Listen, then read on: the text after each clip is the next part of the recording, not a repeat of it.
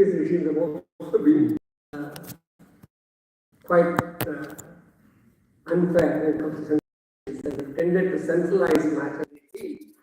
The constitution is a lot more powers to the union than it does to the state, as a matter of fact. But what do you forget? Okay. And particularly, striking when you look at the current dispensation.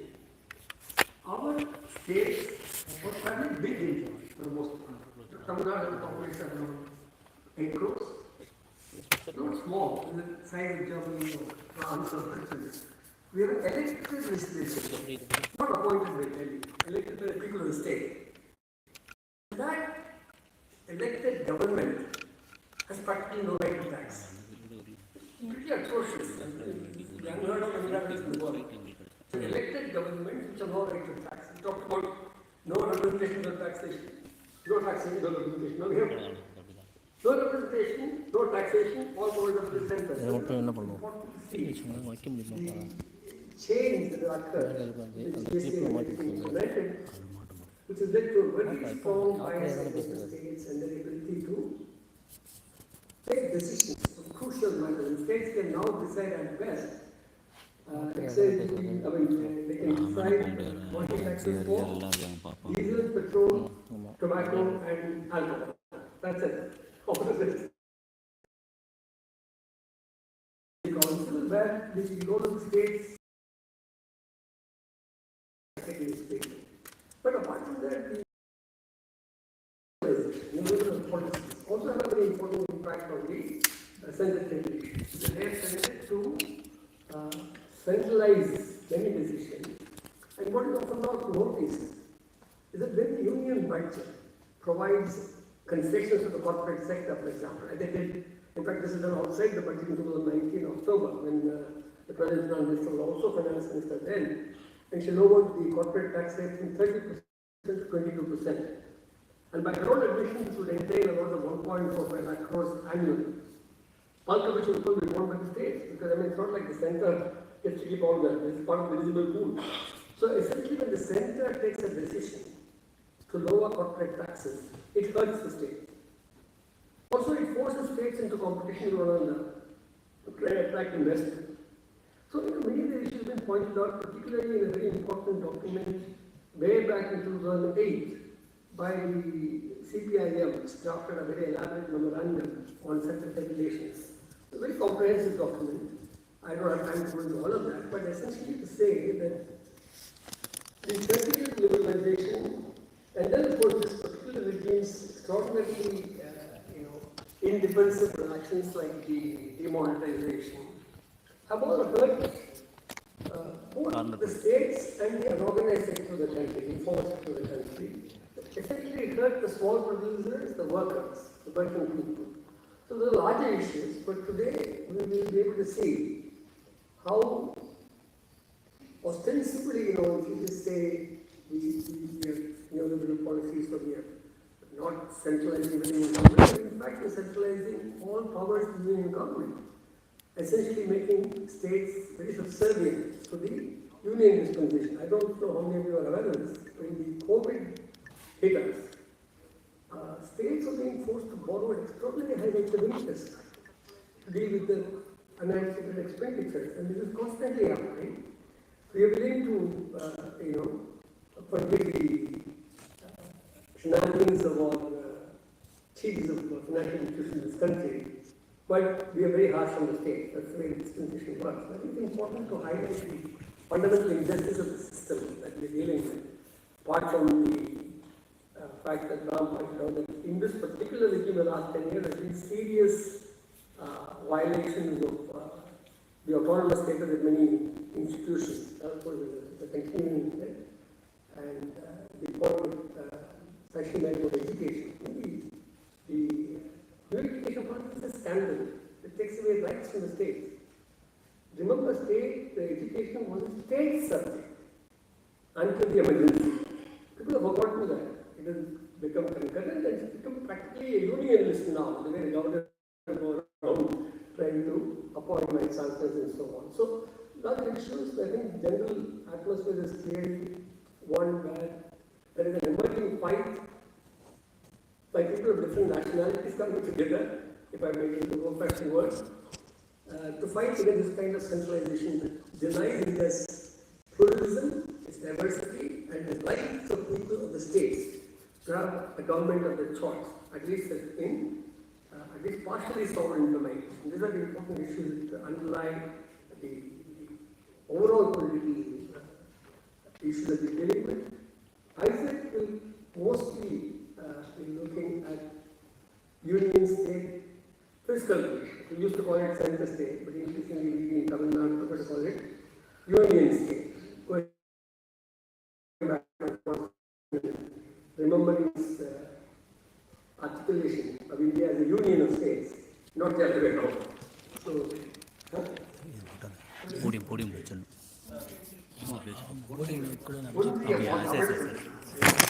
Is there any need for a Tamil word? Anyway, yeah, Ondriyam, as a reminder us. Ondriyam, Manilam, all this we are familiar with, but yeah, basically, you can likely feel, and I've been seeing this for 10 years now, just centralization all the way to ridiculous length. And I want to go into that because my time is basically up. I'm going to invite, so, 1756. I'll make a full 1 hour at this disposal. He said you would need about 40 minutes of presentation. We'll open the floor up for discussions, for questions, essentially, not for discussion, we kind of discussion. And you will have to leave, I'll be very late by 7 p.m. So keep that in mind. And I look forward, along with all of you, to listen to Isaac.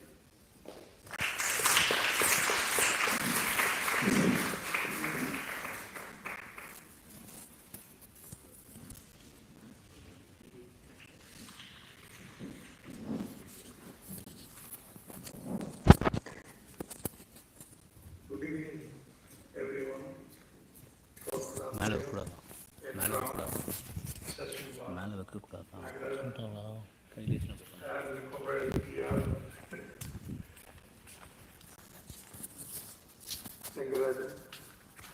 Dear friends, let me start from a very simple statement. In any large country, a federal system of governance would be much more efficient than a unitary system of government. For obvious reasons. I don't want to elaborate on that. I would say all the more so in a multicultural country like India, where you can identify very distinct subnationalities with their history, culture, and aspirations. In such a context, I think it is very important that the federal system accommodate regional aspirations and the choice of development. Let's take the experience of Indian states. Already Ram has referred to Kerala. We have focused upon social sector development and just paid rich dividends. On the other extreme would be, say, a state like Gujarat, whose focus has been industrial development, with the expectation that growth will trickle down. In between you have Tamil Nadu, where you started with industrialization, then there is very serious state intervention to redistribute, to public provision of welfare and social services, so that improvement in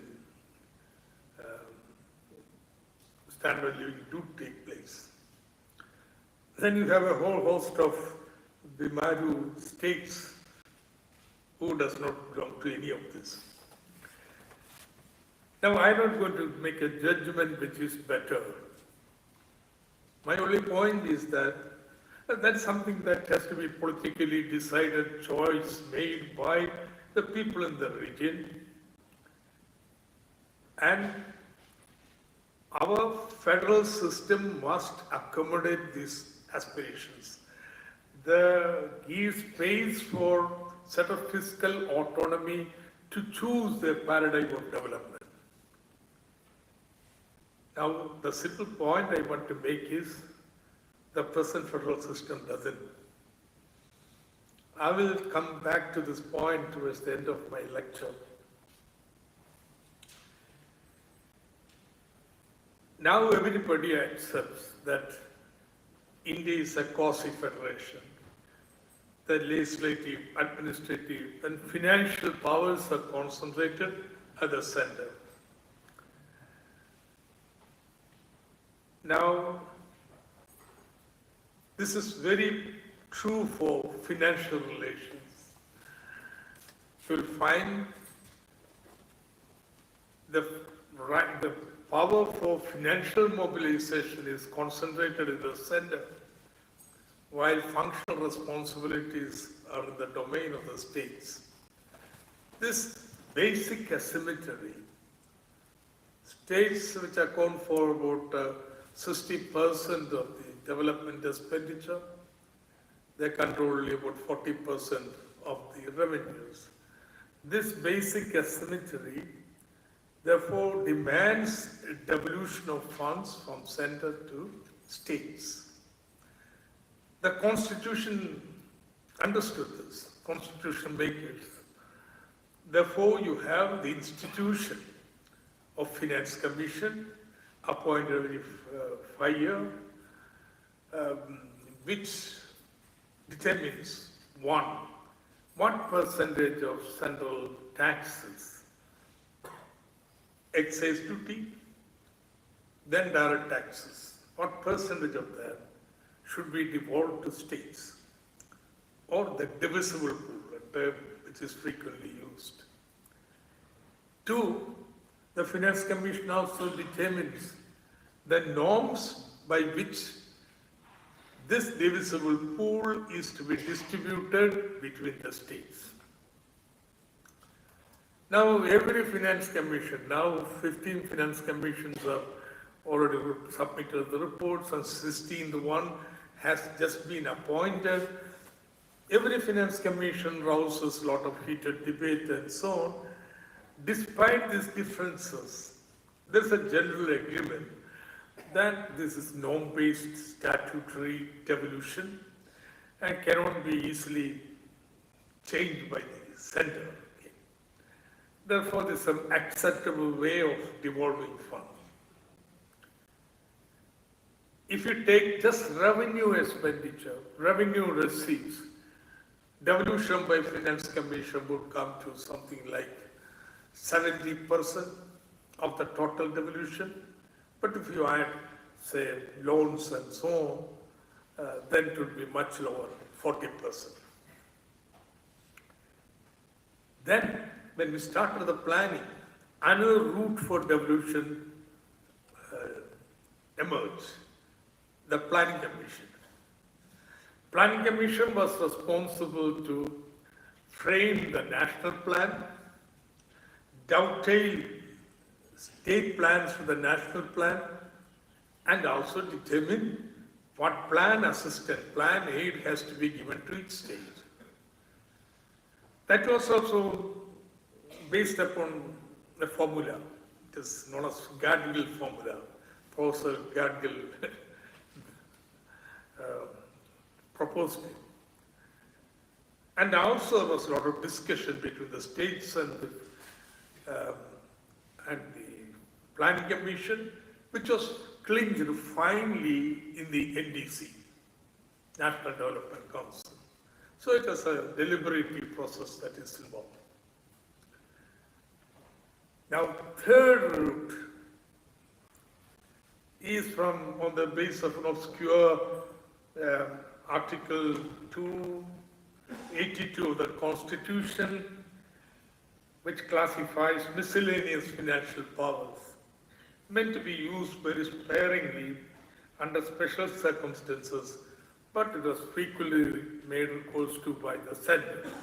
This is discretionary transfer, arbitrarily determined by the Senate. This was a relatively small share. Okay, this was the situation. Then in 1991, the whole paradigm of Indian development changed. Obviously, the finance also was not an exception. The composition of devolution to states dramatically changed. The biggest change was the planning commission was dismantled. If you take the planning commission, not only revenue support for the plans, but they determine the loans for the plan. They accounted for some 30% of the total devolution. So that now planning commission was no more. It was a discretionary decision of the center which state would get what from this. Earlier it was not so.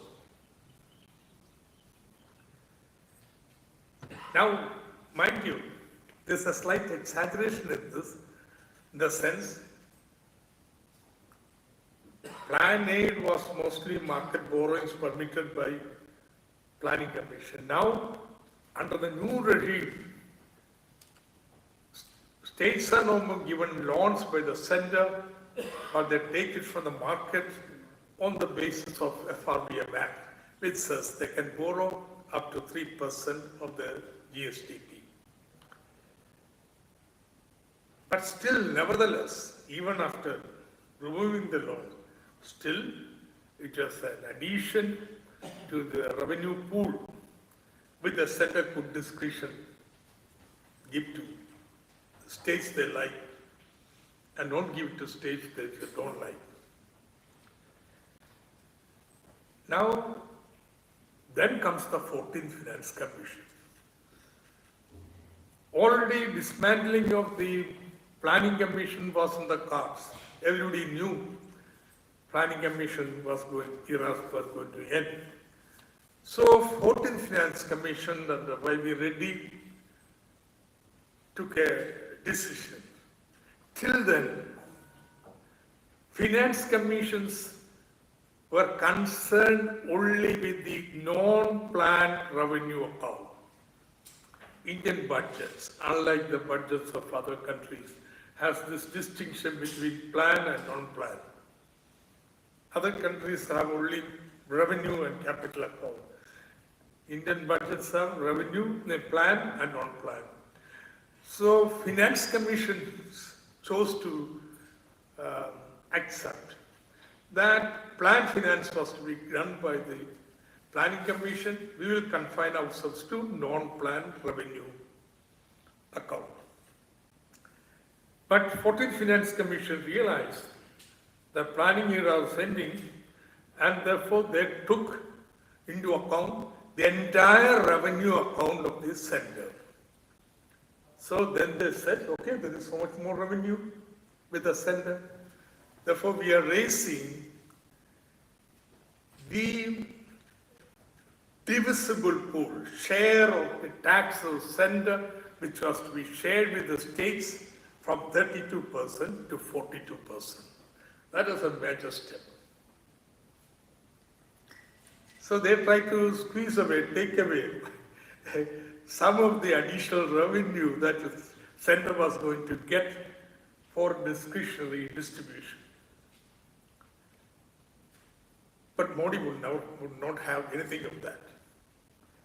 See, while Finance Commission, 14th Finance Commission was in operation, deliberating, preparing the report, he was the Chief Minister of Gujarat and was the most vociferous voice, demanding 50% of the revenue, the central taxes be made into divisible pool. Of course, all of the states used to demand that, but it's very vociferous about it. The elections came, he was elected chosen as the Prime Minister. Just then, the Finance Commission was about to submit the report. Now it is very well known. Ex-CEO of NITI Aayog, Mr. B.V.R. Subramanian, in a seminar by Center for Social Economic Progress, narrated how Modi met Y.V. Reddy in person, in his presence, and tried to say, no, you should not increase to 42%, make it to 32%. Y.V. Reddy said, you have no business in this, it's our business. He didn't budge an inch. And therefore the whole thing came to naught. Of course, Subramaniam did not interact. Al Jazeera reported this seminar. And that was, we all came to know about this. Reddy, had not made any remark. He just kept silent. That's the decorum of the commission. So what do Modi do? Now, Modi suddenly found the budget has already been prepared, drafted, thinking only 32% would have to be given. See? So just the previous 2 days before the budget presentation, the figures had to be revised. That's a grapevine. That's not evidence, but that was the discussion. General thing. And Modi is a past master in improvisation. So he came to the parliament and he joked. Some states would not have treasuries big enough to keep all this money. And all BJP members clapped and so on and so forth. So he made a great show of it, that giving away 42%. Then what did the India government do? They began a campaign to systematically reduce real divisible food from 42% to 32%. How did they do it? Two methods. One, Constitution says net proceeds of the taxes. Net of what? Gross taxes minus collection charges. That's what Ram Jesus gave me Ram Kumar's paper on that. And they arbitrarily raised that. That's one. Secondly, Constitution says these taxes will have to be shared, but cesses and surcharges don't need to be shared by states. Because cess is for a specific purpose. How can you share it? That's the logic of it. So, over 3-4 years, systematically cess and surcharges were raised. So much so, in 2011-12, cess and surcharges were 9.5% of the total tax revenue. By 2021, it reached 20.2%, and now in 23-24 budget, it is 14.4%, but still much higher.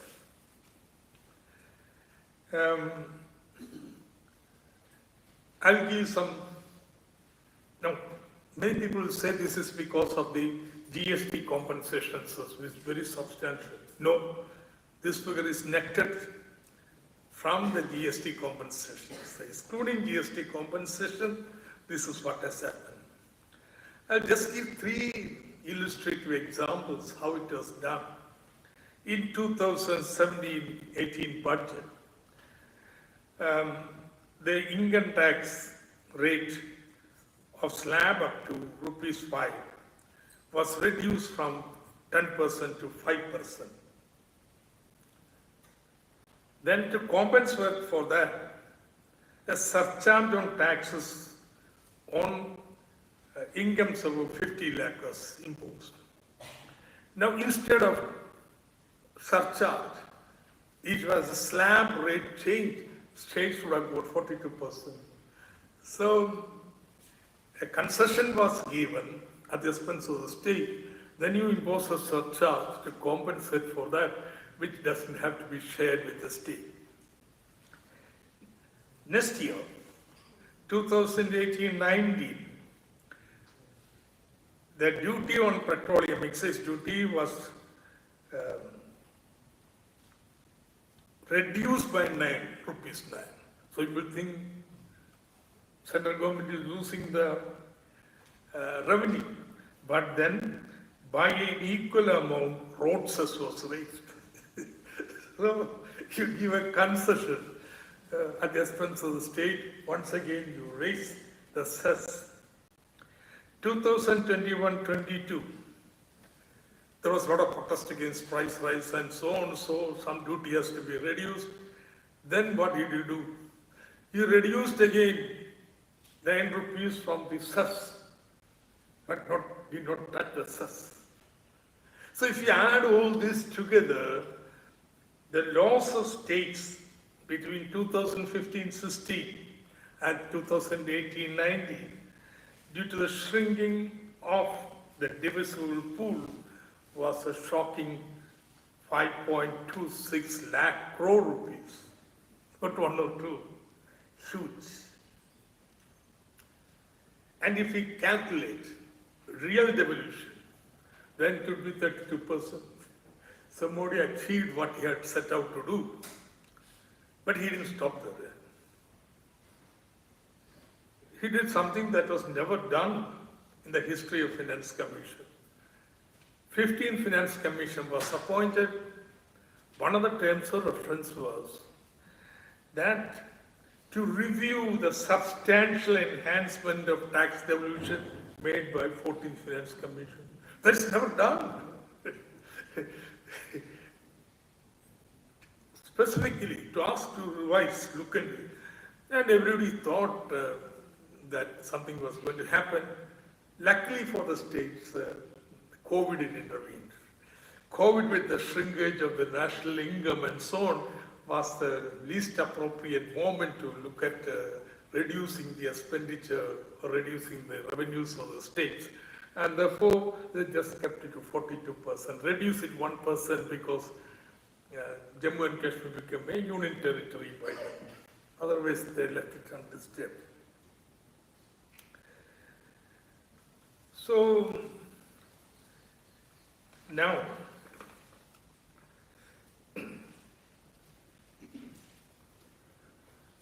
we will have to, so now what is the sum up?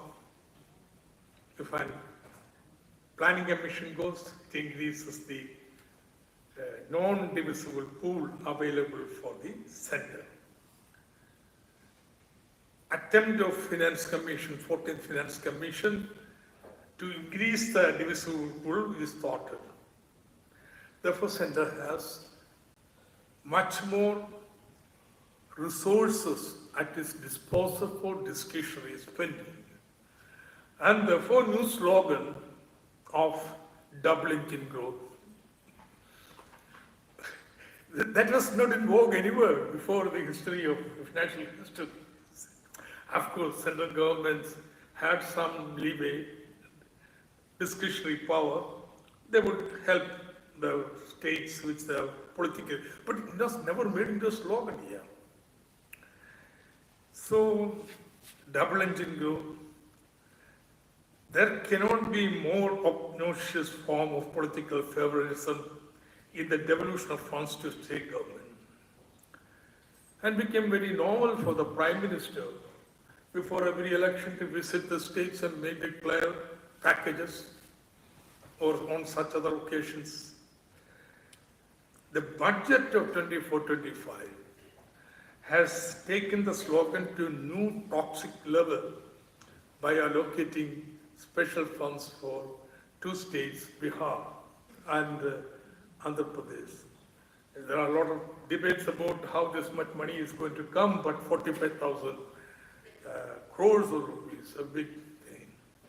And Finance Minister, okay, has no qualms, no shame to go on dilating the budget speech, a paragraph each for this. So, very rightly, this budget has been characterized as a save the chair exercise by the opposition. Now, this open political discrimination has opened a new front in the center-state confrontation. That's the thing.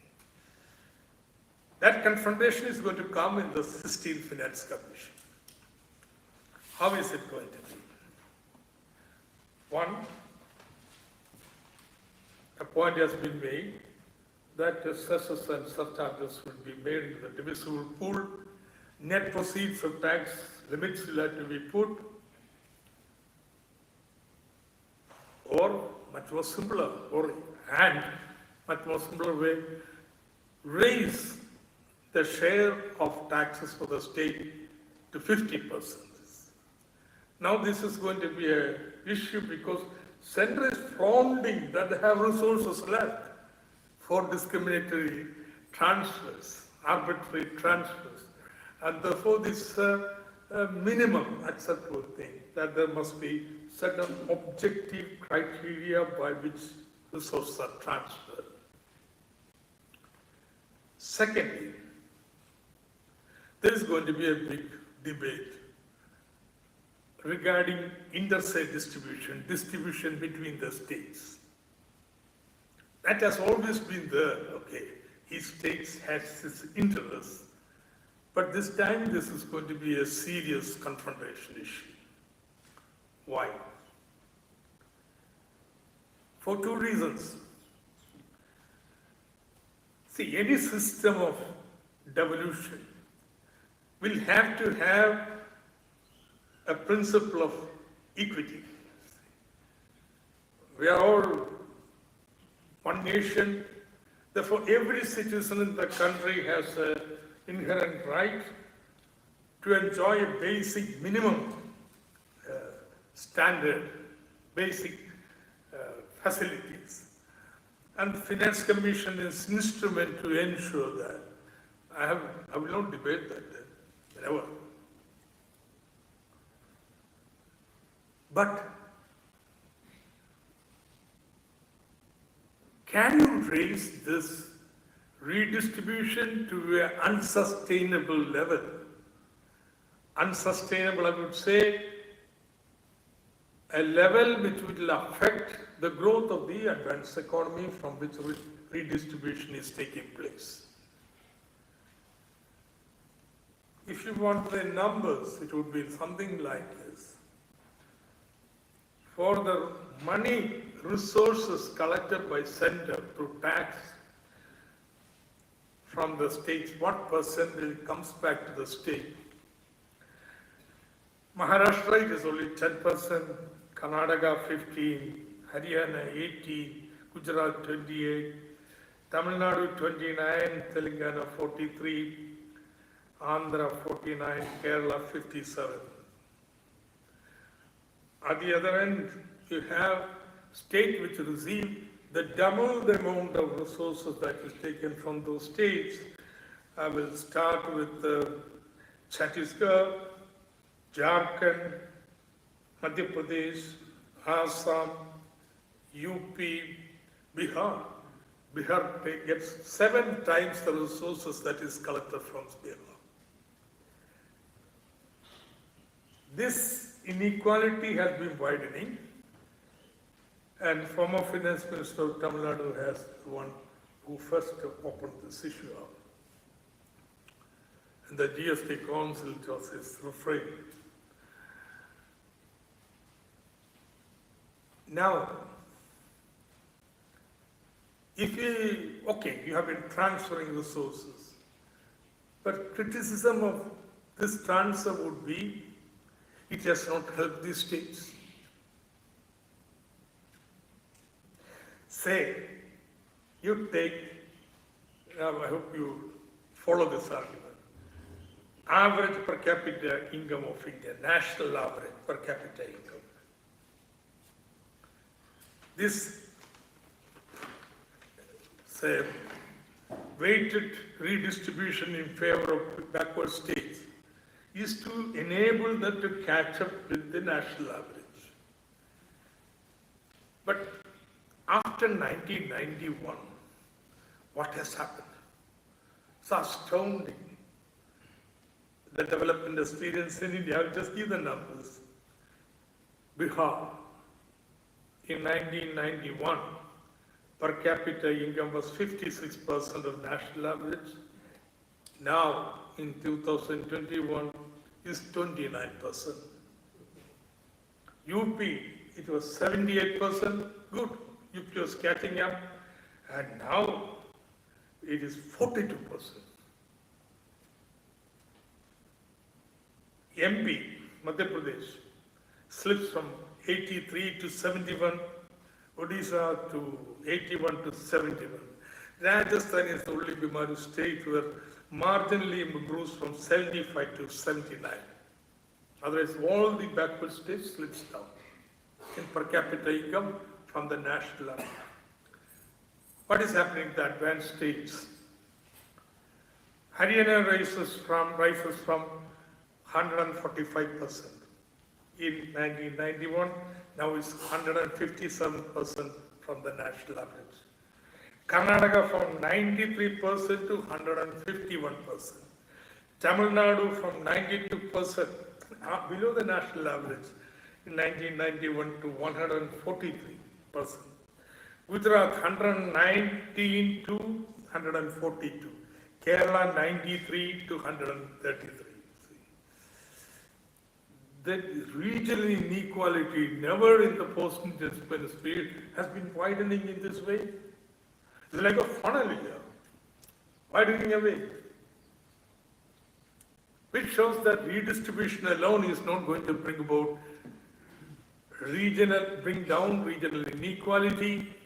It may harm the growth in the advanced states. It has to have some policies. But you must understand what's happening after 1991.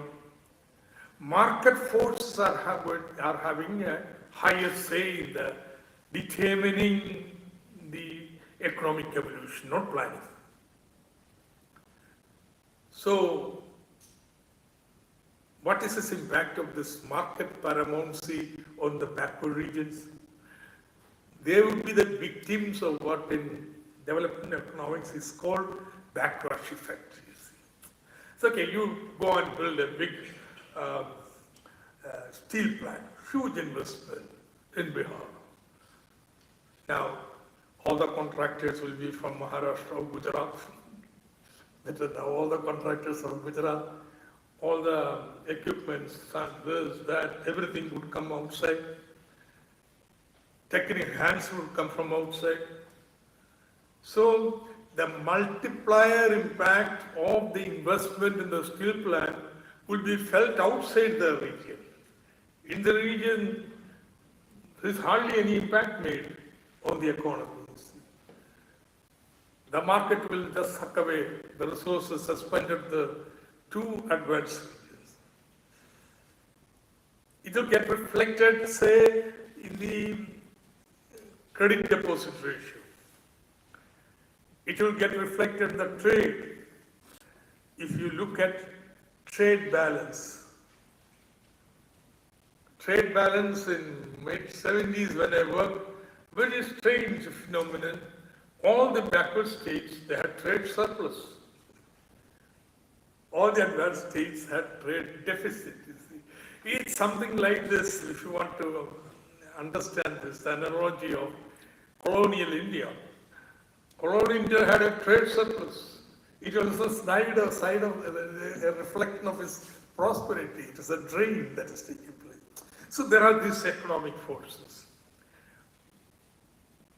Now, how do you meet this? You cannot control market. That's outside the policy regime. So you have to choose to invest on non-tradables here.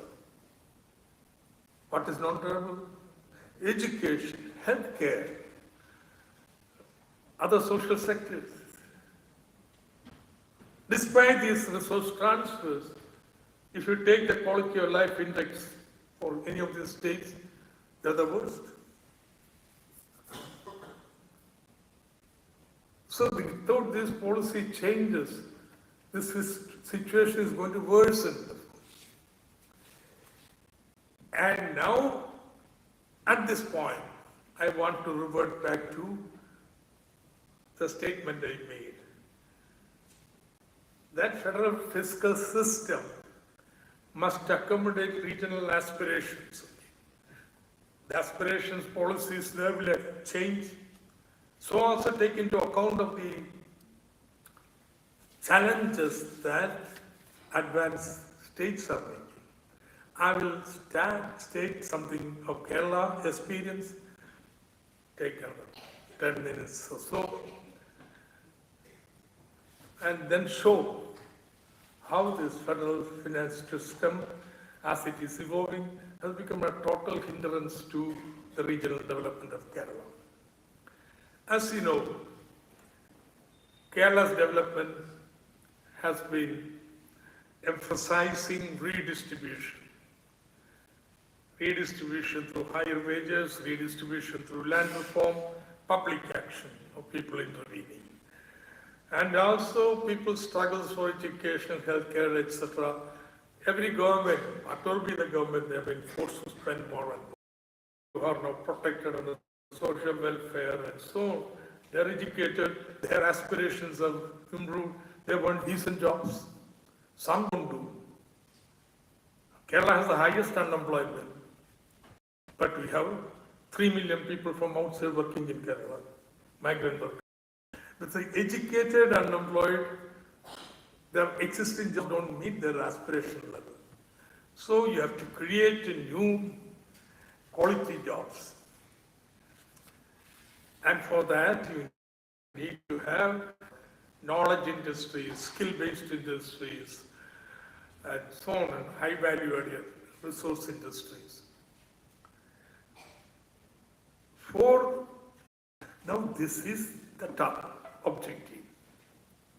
It requires money, financial resources. So what do state governments in India do? How much state government can borrow is limited by FRBM.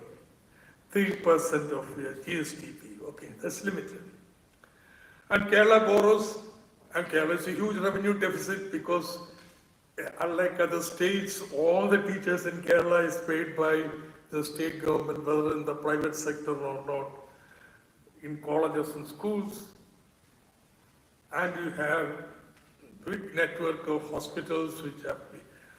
In fact, the number of teachers alone paid by the central state government is larger than the total employees in the state government. And that's the kind of scale of this.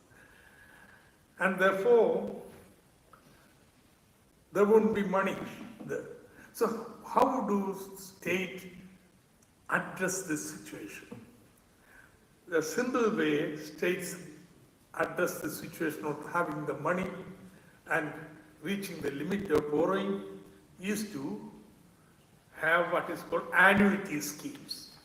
Okay, you want to build a big bridge, then you tell the contractor, we won't pay you immediately, you have to borrow and construct it. We will give you in annual installments spread over the next 20 years.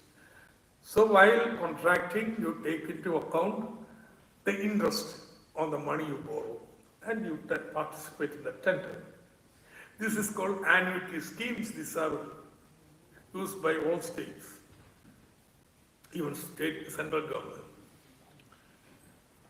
Now, we examine this data, when I work in the minister, stunning. The implicit interest rate was between 12% and 20%. Because there are only few contractors who can borrow hundreds of crores and compete. Therefore, there is no competition. Only one contractor comes or two contractors, they have an adjustment and they jack up the contract price. So we thought, okay, instead of going to individual contractors, why not set up an institution or one company, Kerala Infrastructure Fund Board, which will borrow from the market and construct, and government pay it annuity.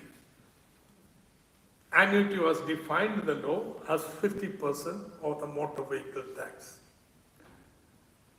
So this new company can go to market and say, look, here is our future income flow from the government of Kerala. On that security, take the loan. It's an efficient company. So, good rating. In fact, there was no need to go abroad to borrow. We went for masala board. So ED is after me for this masala board. So people ask me, why did you do that? Just to show, demonstrate to the financial market, here is a player in the market that can borrow from international market, issue a bond and get the money. Just to, so it was done. Okay, about 80,000 crores of infrastructure is being built. Only infrastructure, not a pie of this money can be used for revenue. It doesn't enter the government accounts at all.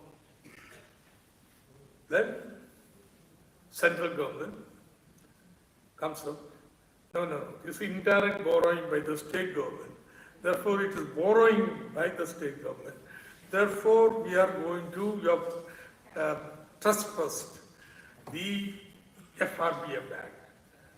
Therefore, this borrowing by KIFBI will be reduced from your normal borrowing. So instead of 3%, we will be allowed to borrow 2% only for coming how many years, I don't know. So that's become a big financial crisis. A sudden drop of 1% of borrowing makes a big problem in the state. While the central government off-budget borrowing is something like 5 lakh crores, it is not counted as part of public debt of the center. It does not enter into fiscal deficit. Take the high. It borrows. It's a hybrid thing. Annuity is something hybrid. But there are institutions like that. We can do, you can't do. FRBM Act, it has been passed. Central government never adhered to it one single year. Even the current year, it is, they are saying 4.9. They are supposed to borrow only 3% here. But they are coming with hanger-on tongs against the state government. You are trustworthy. Which state government? State governments as a whole has complied.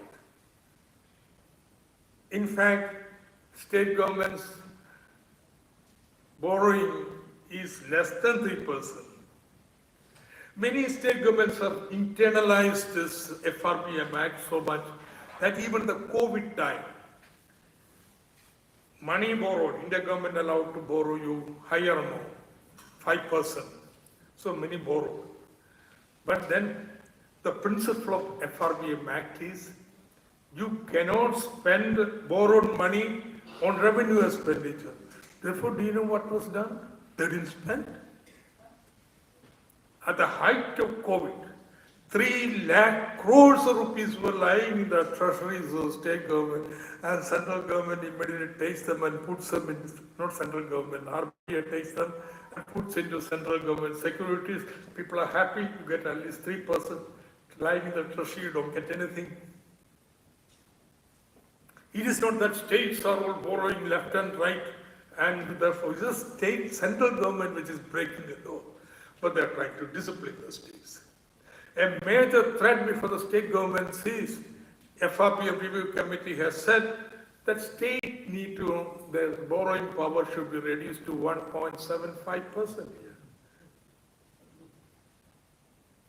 See, they just don't see a role for the state in the development. Because center can then borrow more, to accommodate higher central borrowing, reduce the state borrowing. So what is going to be? It's going to be a big fight here. Constitution says state will have to take permission and conditions of the sender if they are indebted to sender. Suppose Kerala says, we will pay back whatever you have. Maybe some 5,000, 6,000 crores. I told you, from 1991, sender has stopped giving loans to states. But if the sender stays indebted, they come out 1 lakh rupees for 50 years. That you are indebted. So suppose Kerala takes a position. Well, we'll pay back. Then we'll go to the market. Anyway, you are standing for market economy.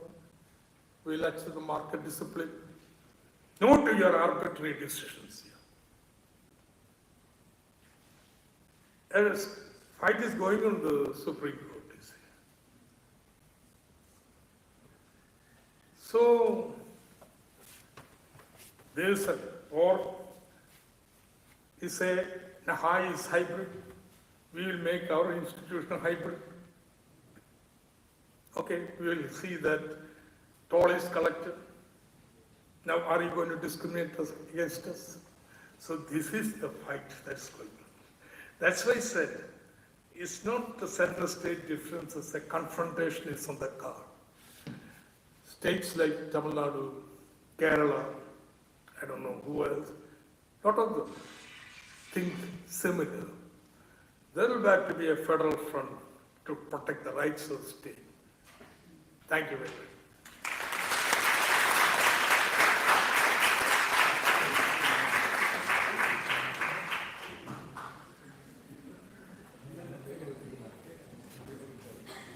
Yeah, we have about 10 to 15 minutes max for questions from the floor. Not discussions, questions, clear pointed questions. So I suggest that whoever wants to raise a question, is there a mic to the audience? I would prefer something written down. Yeah, I suggested that written questions are better, but if you have not. Yeah, go ahead. I have to recognize you guys. How many hands are up? Yeah. Oh, okay. Yeah, while you get ready to ask questions, we'll.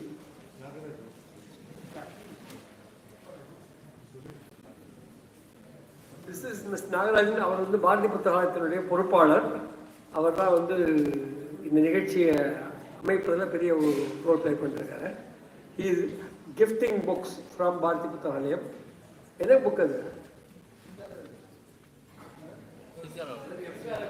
This is about one of the early communists of the Madras Presidency, the great Singaravela, who was given to Isaac. Singaravela was the man, first one to raise a red flag on May Day in Chennai in those days.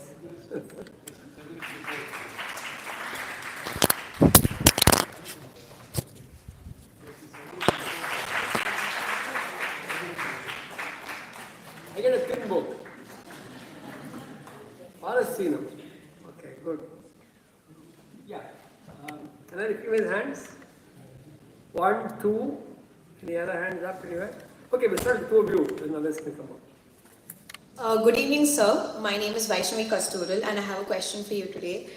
In your speech, you have clearly mentioned that the market forces have a great impact in the economy today. Do you think the recent Hindenburg report is entirely credible? Because it appears that the report is designed to destabilize the Indian economy and capital markets and fuel and create chaos and to unseat Modi ji. And even in the recent tweet, you clearly mentioned that the SEBI chief must, step down. I would like to say that Hindenburg clearly has a financial stake in the Adani Group's decline. Do you think that the Hindenburg report is objective, and do you think that stepping down of the SEBI chief is actually the way forward? Okay. You want to respond to it? One by one? Or? Yeah. From there?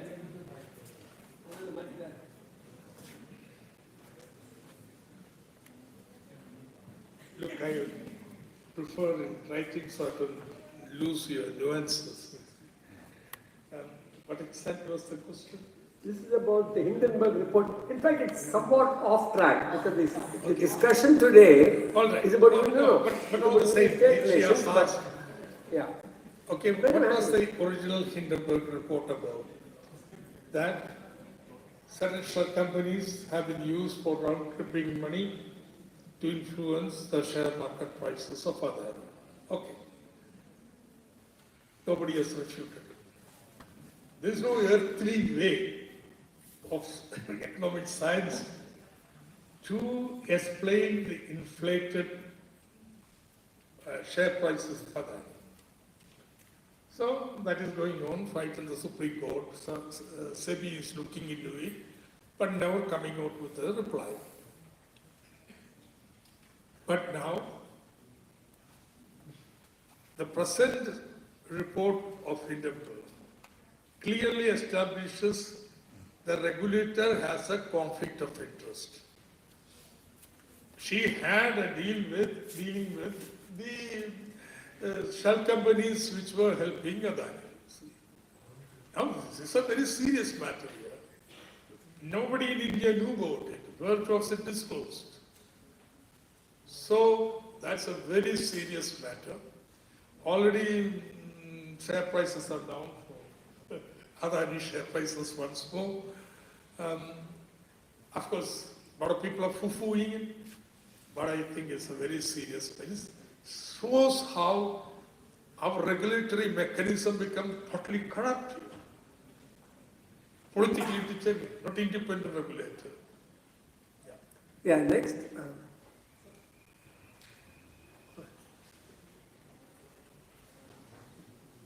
Just introduce yourself and ask the question, but try and stick to the topic of the evening. Good evening, sir. Myself, Tanishka, and I have a question for you. Sir, you explained about how per capita income is in a decline in the backward states. I want to ask that, is it mainly because of the migration that happens from these states to the developed states? Because you can see that a lot, majorly UP, Bihar, Chhattisgarh, these states perform as a labor cities for bigger states like Maharashtra or Tamil Nadu or Kerala. So is it migration major cause because of the decline in the per capita income? Just think of the situation. There was no internal migration. It was explosive. The whole Northeast India, Northern India. This is a safety valve. It does not solve the issue. They cannot find gainful employment in the state. Development is to precisely to create such thing. And therefore, definitely it has eased the problems in the labor setting states. You see, stages of states change over time. For example, migration to Kerala was mostly from Tamil Nadu, say 30 years back. But you don't find any Tamil labor in Kerala anymore.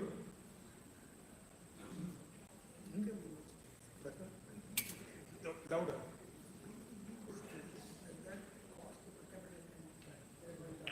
No. When people leave the state, per capita income does not decline. See, their surplus, even when they're staying there, they would be accommodated as residual labor or disguised employment. Therefore, their withdrawal is not going to make any collapse in the economy. You understand? The per capita income level doesn't come. But this is an additional remittances which comes into the state. That's how I look at it. Any other questions? Let's see, one, I see that, anybody else? That's it? We'll take that to be done with it. Yes, go ahead.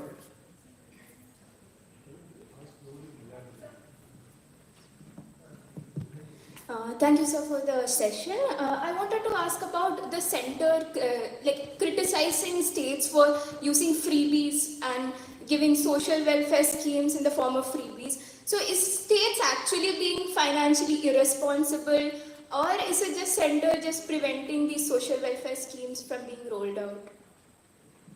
Look,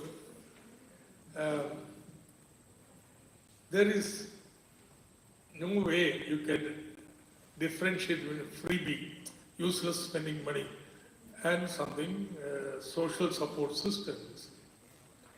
Say, school feeding program in Tamil Nadu. It was criticized at that time as freebie, but it created an environment for very rapid increase in the extension of enrollment in the schools. So they have to be judged in this context, you see. So there can be no law on this. It is a political process. We are determined. Somebody overextends and makes the promises. They will not be able to deliver it, you see. And they will have to pay a political price. That's it.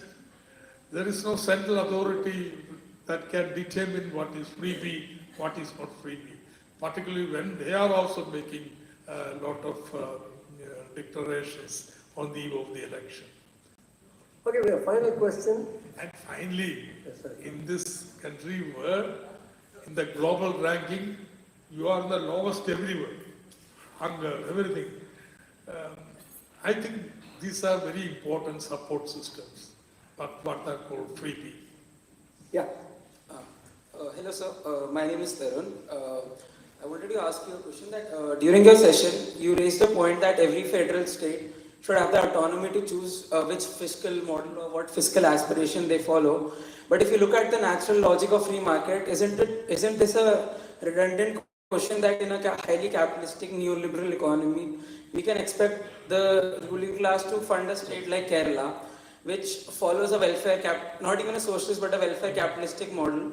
So, don't you think the premise of the question whether union-state fiscal relationship should be analyzed differently? Because the premise of the question comes from a really innocent and misguided presumption that in a capitalistic democracy, even in terms of state and not just individuals, you can have something like equity. Like it's like, in like more colloquial terms, it's like going to your RSS MLA and asking him to funds to build a mosque in the locality.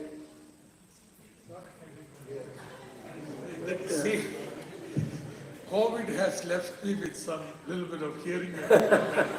Certain sounds I can very well understand. Last question I could. I couldn't. You want to say it briefly? Can you put it in one line? One line. Okay, you talked about union-state fiscal relationship, but Yeah, I got that. but in our national economy, which is neoliberal and market-centric, is it illogical to assume that they would fund a welfare capitalist state like Kerala? Is it illogical to assume that? You know, okay.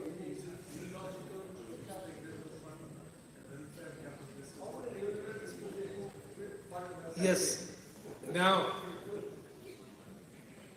basic criticism of FRB Americans, they assume one cap will fit everybody. Does India? India is a very diverse country. Conditions and aspirations of people are different. And therefore, you can't put the same law. I would say, I don't mean irresponsible that you can borrow any level and so on. So I have a very precise time frame. Okay, to come over this hump, we need additional fiscal accommodation to this time. That kind of accommodation should be possible. That's what I say. Now, does it conflict with the neoliberal overall strategy? That is the point I think you're making. Yes. It does. What I am trying to do, what we are trying to do in Kerala is, within the limits imposed by the system, we are trying to have an alternative to the extent possible. We push the system to the limit and see if they cross it like this, we will try something else. Yeah. So there is a perpetual tug and pull going on. That's how I see it. Thank you very much. Now we're almost at the end of our session. Nagaraj, who's from the Bharati Puttakalayam, will convey a word of thanks.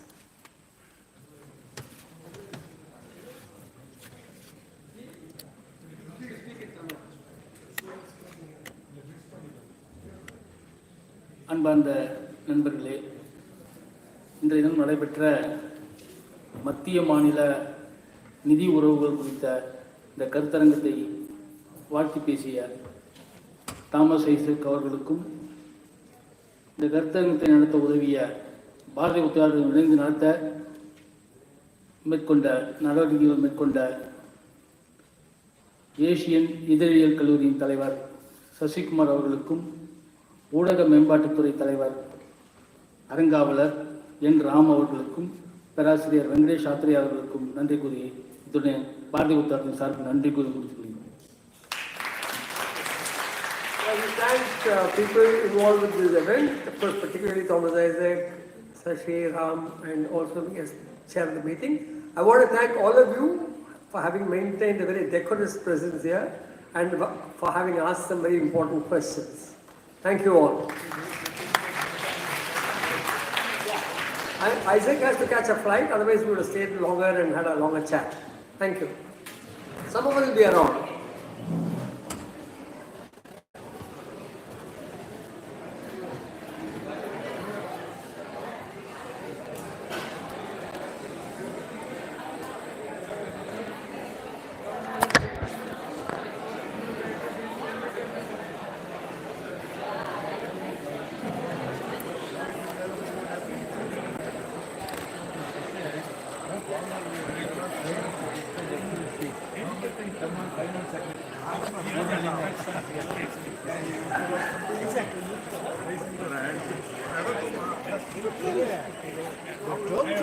Please come.